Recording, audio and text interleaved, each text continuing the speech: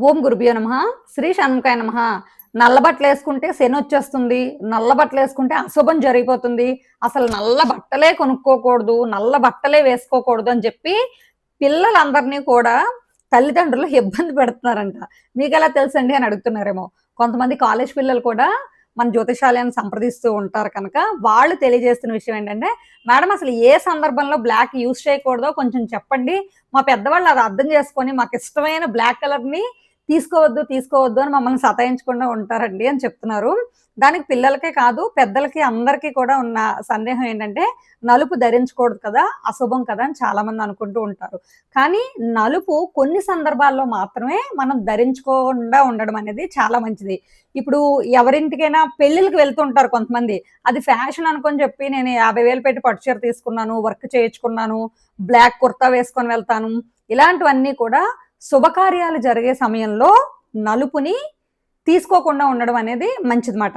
అదేవిధంగా మీరు ఎవరికైనా బట్టలు పెట్టాలి అనుకునేటప్పుడు ఎట్టి పరిస్థితుల్లోని కూడా నలుపువి తీసుకొని వాళ్ళకి అందించడం చేయకండి.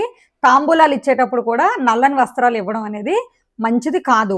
మరి ఎప్పుడండి వేసుకోవాలి? మా పిల్లలు ఇష్టం అంటున్నారు కదా అని చెప్పి అంటే, మీరు ఏదైనా ఫంక్షన్స్‌కి చిన్న చిన్న ఫంక్షన్స్ కంటే కిట్టి పార్టీస్‌కి వెళ్ళడం, లేదు అంటే ఫ్రెండ్స్‌తో సరదాగా బయటకు వెళ్ళడం, పార్కులకి ఇలాంటి వాటన్నిటికి వెళ్తూ ఉంటారు కదా!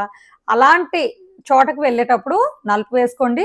రోజు ఇంట్లో మామూలుగా పిల్లలు వేసుకునే బట్టలు నలుపు వాడుకోవడంలో గట్టా తప్పులేదు.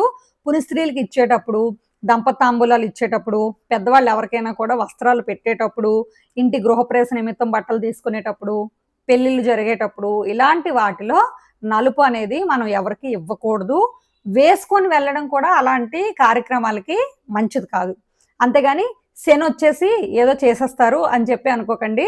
శనిదేవుడు అంత ఖాళీగా లేరు. ఆయనకి చాలా పనులున్నాయి. నలుపు వేసుకున్న వాళ్ళ దగ్గరికి, నీలం వేసుకున్న వాళ్ళ దగ్గరికి వెళ్లి వాళ్ళని పట్టి పీడించాలి అని ఆ ఒక్క పనే ఆయనకి కాదు. ఆయనకి చాలా పనులున్నాయి. ఎందుకంటే ఆయన ఆయుర్దాయ కారకుడు కదా!